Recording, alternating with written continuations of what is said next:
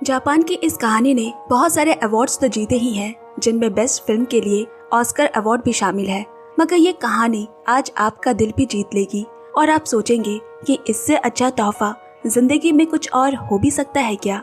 Movie stripe लेकर आई है 2008 की जापानीज मूवी डिपार्चर्स IMDb 8। कहानी को आखिर तक जरूर सुने और नए हो तो चैनल सब्सक्राइब भी पक्के से करते। चलिए अब कहानी में खोया जाए। हर इंसान की जिंदगी में ऐसा कोई होता है जो हर कठिनाई में साथ देता है, जैसे एक दिया। हमारी कहानी का डाइगो, जिसे अपनी जिंदगी में एक ऐसी पत्नी मिली जो दिखने में तो साधारण हो सकती है, लेकिन उसका प्यार और सपोर्ट असाधारण था। हर महीने जब उसका पति थोड़ा बहुत पैसे कमाता, तब भी उसके मन में एक बड़ा सपना था, अपने बचपन के संगीत की दुनिया का। उसकी पत्नी मीका एक मेहनती इंसान थी, जिसने घर की जिम्मेदारी मजबूती से संभाली थी। उसे यकीन था कि एक दिन डाइगो अपने सपने जरूर पूरा करेगा और सफल होगा। जब डाइगो को काम में किसी बाधा का सामना करना पड़ता, तो उसकी पत्नी उसका सबसे बड़ा सहारा बनती, मुस्कुराते हुए उसके पास बैठकर उसका साथ देती और डाइगो को सच्चे दिल से सांत्वना और हिम्मत देती। लेकिन इस समर्पित पत्नी की जिंदगी में भी कुछ ऐसी बातें थी जिन्हें वो आसानी से स्वीकार नहीं कर पाती। एक दिन एक बैंड परफॉर्मेंस के बाद डाइगो एक भयानक खबर का सामना करता है। उनका बैंड तोड़ दिया गया है, जैसे आसमान उसके सिर पर टूट पड़ा हो। सिर्फ उसकी कम वेतन वाली नौकरी चली गई, यही नहीं बल्कि कुछ ही दिनों में उसके कंधों पर एक भारी कर्ज का बोझा भी आ बैठा। असल में उसने मीका की जानकारी के बिना 18 लाख येन देकर एक चेलो खरीदा था। जब मीका को इसका पता चला तो एक पल के लिए भी उसने शिकायत नहीं की, बल्कि कहा, नौकरी चली गई तो क्या हुआ, अगर कर्ज चुकाना मुश्किल होगा तो धीरे धीरे चुका देंगे, जरूरत पड़ी तो कुछ साल तक थोड़ा और कष्ट सहेंगे। लेकिन डाइगो अपने अंदर के भाव और धैर्य दोनों खो चुका था। वो टोक्यो छोड़कर अपने शहर लौटने का सोच रहा है। हालांकि ये केवल उसके मन की भावना थी, उसने केवल परखने के लिए ऐसा कहा था। इस तरह डाइगो ने अपने सारे सपने एक सेकेंड हैंड के रूप में बेच दिए। फिर वो मीका के साथ अपने शहर वापस लौट आया, जहाँ उसकी माँ के मरने के बाद वो अपने पुराने घर में रहता है। एक दिन अखबार में एक एजेंसी विज्ञापन पर उसकी नजर पड़ी। इस पे ना तो एजुकेशनल क्वालिफिकेशन, ना उम्र की सीमा थी और सैलरी भी बहुत अच्छी थी। उसने मन ही मन सोचा कि एक बार कोशिश करके देखता हूँ। कंपनी में जब वो घुसा तो चौंक गया। कमरे के कोने में 3 अलग रंग के ताबूत रखे थे। उसके मन में हजारों सवाल उठे। उसे लगा था कि ट्रैवल एजेंसी है। सावधानी से उसने अपना बायोडेटा कंपनी के डायरेक्टर के हाथ में देते ही उन्होंने उसे टेबल पर फेंक दिया, बिना देखे ही। डाइगो ने कभी इतनी अजीब इंटरव्यू नहीं देखी थी। उसने संभल कर डायरेक्टर से पूछा, तय वेतन कितना है? डायरेक्टर ने 5 उंगलियां दिखाते हुए हल्के स्वर में कहा, महीने के 5 लाख येन। असल में ये कोई ट्रैवल एजेंसी नहीं, बल्कि एक फ्यूनरल सर्विस कंपनी थी, जिनका मुख्य काम था मृत व्यक्ति का चेहरा सजाना, यानी मेकअप करना। डाइगो डर के मारे कांप उठा। वो इसे अस्वीकार करना चाहता था, लेकिन इतने ज्यादा सैलरी ऑफर सुनकर वो और मना नहीं कर सका। तुरंत साथ ही साथ उसे आज की मजदूरी के तौर पर 20,000 येन एडवांस भी दे दिए गए। डायरेक्टर वाकई लोगों को पहचानने में माहिर था।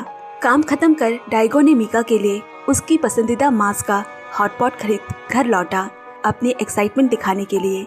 लेकिन उसने मीका से कुछ कहा नहीं, केवल इतना बताया कि ये एक सामान्य काम है, क्योंकि वो खुद सोचता है कि ये काम काफी शर्मनाक है। रोज वो छुप छुप कर काम करता, जैसे ये कोई गुप्त काम हो। अब कंपनी के बिजनेस को बढ़ाने के लिए डायरेक्टर ने एक फ्यूनरल प्रोसेस का वीडियो विज्ञापन बनाने का फैसला किया। डाइगो को इस नए काम के बारे में कुछ भी नहीं पता था, इसीलिए उसे मरे का अभिनय करना पड़ा। डायरेक्टर काम करते हुए उसे सब कुछ समझा भी रहा है, लेकिन डाइगो डर के मारे कांप रहा है। कोई बात उसके कान में जा ही नहीं रही। कुछ दिन काम करने के बाद डाइगो को आखिरकार उसका पहला दफन का काम मिला, लेकिन डायरेक्टर कुछ चिंतित है। वहाँ जाकर पता चला कि मृत व्यक्ति एक बुजुर्ग है जो अकेला रहता था और पड़ोसियों ने उन्हें 2 हफ्ते बाद पाया है। घर की हालत आसानी से समझी जा सकती थी। फफूंदी लगी हुई चीजों में कीड़े भरे थे और शव सूजकर अजीब हो चुका था। हवा में तरह तरह की दुर्गंध फैली हुई थी, जो उल्टी और सांस घुटन जैसा महसूस करा रही थी। शांत डायरेक्टर के जैसे डाइगो की उस शव को देखने की हिम्मत नहीं हुई। ये थी केवल उसकी मौत का सामना करने का एक जन्मजात डर और भागने की मानसिकता। इस पल पर वो खुद को नियंत्रण नहीं कर पा रहा। एक अंतिम संस्कार करने वाले के रूप में मौत का सामना करना उनके काम का ही हिस्सा है। जब डाइगो ने शव को छुआ तो उसके मन में हुई असहजता ने उसके शरीर में होते बदलाव को जन्म दिया। साथ ही साथ उसने उल्टी करनी शुरू कर दी। खैर, काम खत्म होने के बाद वो फीकी और खाली नजरों से देखता रहा, जैसे वो जीवन और मृत्यु की एक कठिन परीक्षा पास कर आया हो। हालांकि उस दिन उसने बहुत बुरा काम किया, फिर भी डायरेक्टर ने उसे 20,000 येन वेतन दिया। घर लौटते वक्त बस में कुछ स्कूल की लड़कियां डाइगो को देखकर फुसफुसा रही है, क्योंकि उन्हें एक अजीब सी गंध महसूस हो रही थी। उस अजीब नजरों ने डाइगो को असहज कर दिया, इसीलिए वो जल्दी से बस से उतरकर अपने बचपन के पसंदीदा पब्लिक बाथरूम में गया और जोर जोर से अपने शरीर को घिसने लगा। इसके बाद लॉबी में डाइगो ने मालकिन को अपने बेटे को डांटते हुए देखा। बेटा लगभग 30 साल का था, लेकिन वो जिंदगी में कुछ नहीं कर पाया, दिन भर बस बेकार घूमता रहता है। वो आदमी अचानक डाइगो को देख पहचान गया और पता चला कि वो बचपन के दोस्त है। साथ में मौजूद पब्लिक बाथरूम की मालकिन ने भी उसे पहचाना और उत्साह से अपनी नातिन को भी उससे मिलवाया और कहा, ये अंकल एक अद्भुत इंसान है। वो टोक्यो में चलो बजाते थे, एक कलाकार और कला से भरा हुआ। ये प्रशंसा डाइगो को थोड़ा असहज कर गई। घर लौटकर देखा मीका ने उसके लिए शानदार रात का खाना तैयार किया था, लेकिन जब उसने ताज़ा कच्चे मांस का प्लेट देखा तो उसे फिर से उल्टी महसूस होने लगी। मीका को लगा शायद उसकी तबीयत ठीक नहीं है, लेकिन असल में डाइगो तो अभी भी मृत्यु के साए से मुक्त नहीं हुआ था। हर मौत उसे फिर से डराती थी। उसने मीका को कसकर पकड़ लिया, इस गर्म शरीर को जैसे वो एक लोभी की तरह प्यार से सहला रहा है। पत्नी की ताजगी भरी खुशबू को सूंघते हुए उसने अपने दिल के सारे काले बादल दूर करना चाहा और जीवन की सुंदरता को फिर से महसूस करना चाहा। लेकिन उस रात के बाद भी डाइगो सो नहीं पाया। उसने अपने बचपन का चलो निकाला और संगीत में थोड़ा शांति तलाशने की कोशिश की। चलो के केस में रखा एक साधारण सा पत्थर डाइगो की यादों को जगाने लगा। तब उसकी उम्र लगभग 5-6 साल की होगी और 3 लोगों का ये परिवार था खुशियों से भरा हुआ। उसके बाबा कहते थे कि ये पत्थर लोगों की भावनाओं को व्यक्त कर सकते हैं, इसलिए उसने बाबा को एक छोटा सा पत्थर दिया और फिर बाबा ने उसे एक बड़ा पत्थर लौटाया। डाइगो ने ये गर्माहट भरी यादें संजो कर रखी है, लेकिन उसके बाबा का चेहरा धुंधला हो गया था, क्योंकि उसके बाबा अपनी पत्नी और बच्चों को छोड़कर एक दूसरी महिला के साथ भाग गए थे और 1 दशक से भी ज्यादा समय से उनकी कोई खबर नहीं। ये पत्थर उसके और उसके पिता के बीच एक खास भावनात्मक कड़ी बन गया। मीका ने डाइगो से पूछा कि क्या वो अपने बाबा को याद करते हैं और क्या वो उन्हें फिर से देखना चाहते हैं, लेकिन डाइगो के जवाब में घृणा साफ झलक रही है। अब पिता के बारे में बातों को फिलहाल एक तरफ रखा जाए। इस वक्त डाइगो एक बड़ी दुविधा से जूझ रहा है। वो समझ नहीं पा रहा है कि उसका ये चुनाव सही है या नहीं। उसे जल्द ही कोई अच्छी नौकरी भी नहीं मिल पाएगी, इसीलिए उसे इसी काम को जारी रखना होगा। एक दिन दोनों ही एक ऑर्डर लेने में देरी कर देते हैं। डायरेक्टर ने परिवार से इसके लिए दिल से माफी भी मांगी, फिर भी वो उसे कड़ी आलोचना करते हुए कहते हैं, तुम तो मरे शरीर पर जीते हो, उनसे ही दाना नसीब होता है ना। कोई मरता है तो तुम्हें खुश और एक्टिव होना चाहिए, फिर देरी क्यों करते हो। परिवार का उपहास डायरेक्टर के काम को प्रभावित नहीं कर पाई। अंतिम संस्कार शुरू होने के बाद डाइगो ने पहली बार पूरी प्रक्रिया को अच्छी तरह से देखा। सबसे पहले मृतक की आंखें ढकने वाला सफेद कपड़ा हटाते हैं और फिर श्रद्धा से मृतक के कपड़ों की ओर देखते हैं। फिर उन्होंने सावधानी से रुई से मृतक के चेहरे और नाक के गड्ढे साफ किए। इस दौरान वो दूसरों की नजरों से छुपाने के लिए एक सफेद कपड़ा इस्तेमाल करते हैं। यहाँ तक कि मृतक के कपड़े उतारते समय भी शरीर का कोई हिस्सा खुला नहीं होता। इसके बाद गर्म पानी और खास सफाई एजेंट से मृतक के पूरे शरीर को पोंछते हैं, फिर उसे नया कपड़ा पहनाते हैं। इस दौरान डायरेक्टर हर कदम पर सावधानी बरतते। वो एक बच्चे की तरह नरम थे ताकि मृतक को कोई नुकसान न पहुंचे। मृत शरीर के चेहरे पर मेकअप करते समय वो अचानक एक अजीब सवाल पूछते हैं। मृतक के पति जवाब नहीं दे पाते, लेकिन पास में बैठी उनकी बेटी तुरंत उनकी बात समझ जाती है। वो डायरेक्टर के हाथ में अपनी माँ की पसंदीदा लिपस्टिक थमाती है। फिर मेकअप का अंतिम चरण पूरा किया गया। मृतक के फीके चेहरे में जैसे जीवन की सांस वापस ला दी हो उन्होंने। इस पूरी प्रक्रिया के दौरान डाइगो को फ्यूनरल डायरेक्टर के रूप में अपने पेशे के बारे में एक नई समझ मिली कि वे मृतकों को अंतिम सम्मान और गरिमा लौटाते हैं।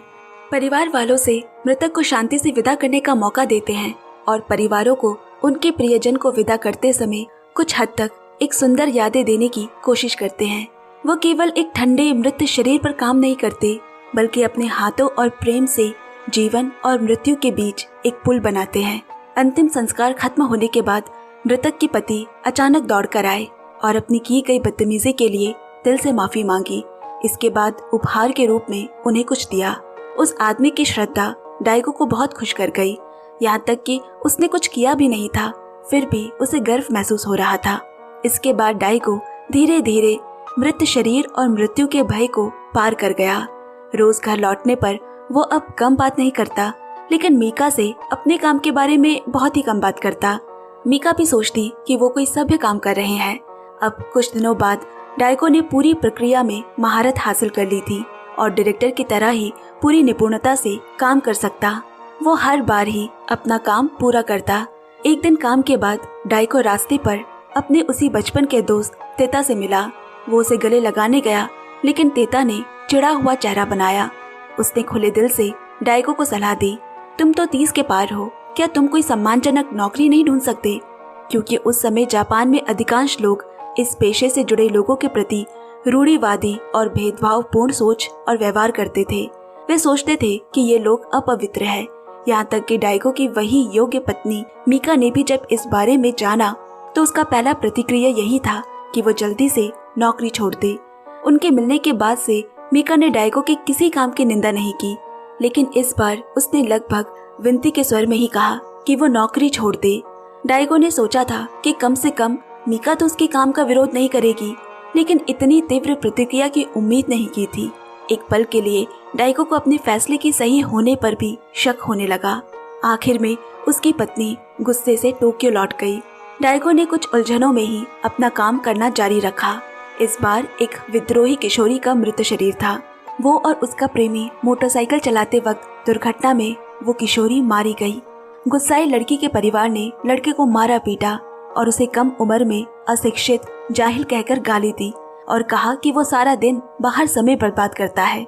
डाइगो समझ नहीं पा रहा था कि वो एक बहुत ही पवित्र काम कर रहा है, फिर भी क्यों इतने लोग उसे तुच्छ समझते हैं और बेवजह उस पर हमला करते हैं। लगातार चोटें उसे नौकरी छोड़ने के बारे में सोचने पर मजबूर करने लगी। शायद उसकी मन की बात समझते हुए डायरेक्टर ने उन्हें बात करने का मौका दिए बिना फूगू मछली का एक बड़ा भोज देने का निमंत्रण दिया। जीवन जीवन को खाता है, माना ये कठिन है, लेकिन इसे खाना ही होगा। फिर डाइगो ने भी एक फूगू मछली उठाकर स्वाद लिया। डायरेक्टर ने पूछा, क्या ये स्वादिष्ट है? और उसने बार बार सिर हिलाकर हाँ में जवाब दिया। हाँ, स्वादिष्ट है।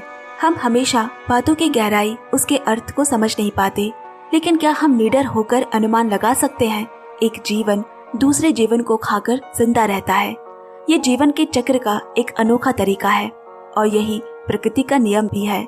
जब फूगू मछली दूसरे जीव का भोजन बन जाती है, तब उसके मृत शरीर से सबसे स्वादिष्ट भोजन बनाया जाता है। ये फूगू मछली के प्रति अंतिम सम्मान भी है और मृत्यु से जुड़े मनुष्य के लिए, जिसे कभी टाला नहीं जा सकता, ऐसा अंतिम प्रश्न भी है। इसीलिए दाह संस्कार करने वाले एक तरह से फूगू मछली पकाने वाले शेफ होते हैं। मृतकों के जीवन को सर्वोत्तम तरीके से विदाई देने का अवसर प्रदान करते हैं। ये मृतकों के प्रति सम्मान और जीवन के प्रति भी सम्मान है। इसके बाद कुछ दिनों तक डाइगो ने नौकरी छोड़ने के बारे में नहीं सोचा। उसने एक के बाद एक दाह संस्कार की प्रक्रिया अकेले पूरा किया। उसने कम उम्र में मरने वाले बच्चों को भी विदाई दी है और वृद्धों को भी विदा किया है। जीवन और मरण के बीच उसने धीरे धीरे जीवन के असली अर्थ को समझा और दिल से काम को स्वीकार किया।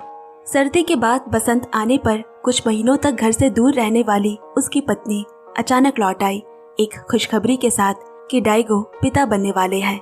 उसने मीका को प्यार से समझाया कि बच्चे के लिए एक बार फिर से अच्छे से सोच ले, मगर उनकी इस हो रही चर्चा का नतीजा निकलने से पहले ही कंपनी ने फोन कर एक नया काम सौंपा। पब्लिक बाथरूम की वही मालकिन अचानक मारी गई। क्योंकि मालकिन से डाइगो परिचित था, वो मीका के साथ ही शोक सभा में गया। मीका भी पहली बार डाइगो के काम की पूरी प्रक्रिया की साक्षी बनी। डाइगो की आंखों में एक गहरी एकाग्रता और दृढ़ता थी। उसका हर काम परिपूर्ण था। जिन हाथों ने संगीत को सुरों से सजाया था, आज वही हाथ मृतकों को सजाने में सक्षम है।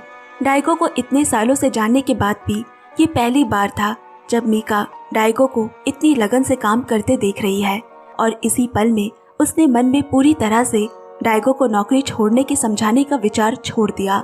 शोक सभा में डाइगो ने उस वृद्ध व्यक्ति को देखा जो अक्सर पब्लिक बाथरूम में शतरंज खेलते थे। पता चला कि वो भी लोगों के अंतिम संस्कार का काम किया करते थे। इसमें हैरानी वाली कोई बात नहीं कि उसने कभी डाइगो से नफरत नहीं की और जब जब डाइगो उलझन में रहता था तब वो हमेशा उसका मार्गदर्शन करते। अब शव को दाह संस्कार के लिए चूल्हे में डालने के बाद उसका बेटा टेता उस वृद्ध व्यक्ति के साथ ऑपरेटिंग रूम में आया। वो यहाँ अपनी माँ को अंतिम विदाई देना चाहता था। जब वृद्ध व्यक्ति ने स्टार्ट बटन दबाया तो टेता खुद को और संभाल न सका। वो रोने लगा और पश्चाताप में डूब गया कि वो उनके साथ और अधिक समय नहीं बिता पाया।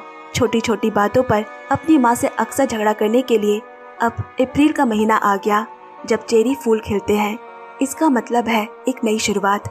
मीका का पेट भी थोड़ा बड़ा हो गया है। उस दिन वो आंगन में फूल लगा रही थी जब डाकिया अचानक एक चिट्ठी लेकर आया।